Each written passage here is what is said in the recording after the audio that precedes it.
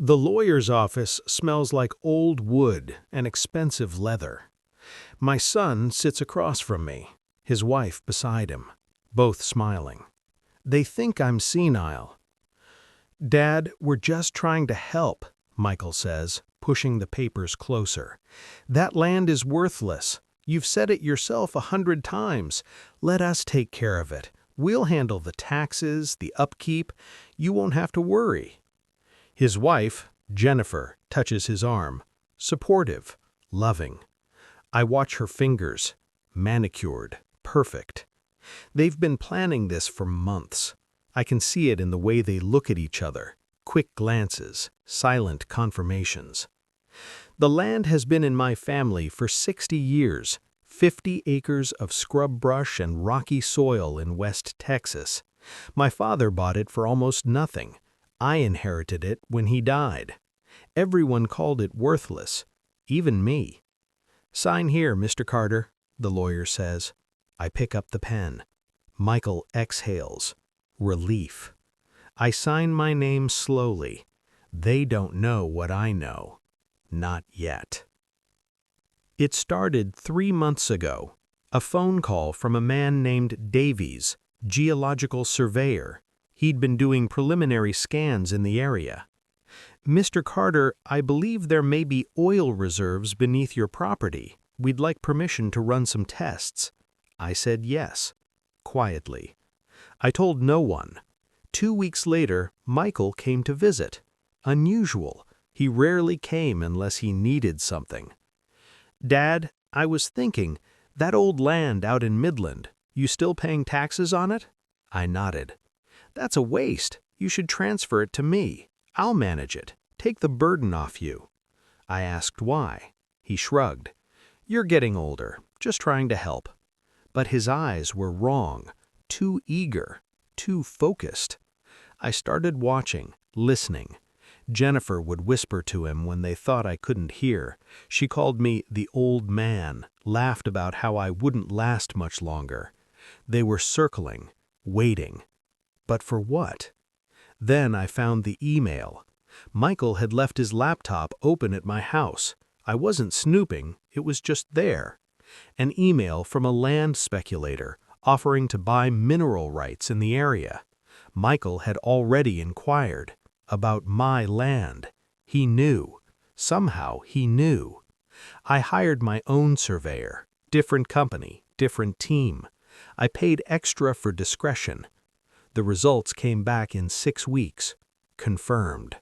Oil. Significant reserves. Estimated value between $25 and $30 million. I sat in my study and stared at the report for an hour. My son, my only child, he was trying to steal from me. Not just the land, my legacy, my family's history. And he was doing it with a smile. I called my lawyer, not the one Michael used, mine. "I need to know if a deed transfer can be contested." "It depends on the circumstances, Mr. Carter." I explained everything. He was quiet for a long moment. "If you can prove coercion, undue influence, or fraudulent misrepresentation, yes, especially if you're competent and the transfer was based on false premises. What if I signed willingly? Then it's harder, but not impossible, especially if there's evidence they concealed material information." I thanked him and hung up. Then I made my plan. I would give them exactly what they wanted, and then I would take it back. The transfer went through. Michael threw a small celebration, just the 3 of us. "To family," he said, raising his glass. Jennifer smiled at me, pitying, patronizing. "You made the right choice, Dad." I nodded, said nothing. 2 weeks later, they started getting calls. Oil companies, investors, surveyors. Word travels fast in the energy sector. Michael called me, breathless. "Dad, did you know? Did you have any idea?" I asked what he meant. "There's oil on the land. They're saying it could be worth millions."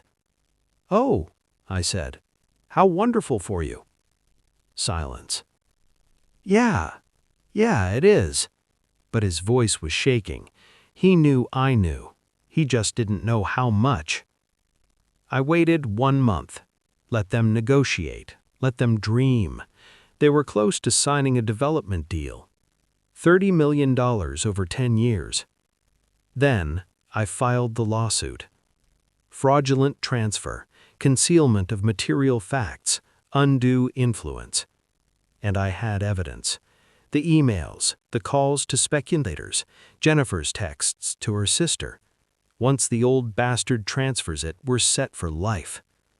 My lawyer was thorough, merciless. The judge ruled in my favor. The transfer was voided. The land reverted to me. I signed the oil development deal the next week. Michael showed up at my house the day after. He didn't knock, just stood in the doorway. "You knew," he said, "the whole time." I looked at him. My son. Stranger. "Yes."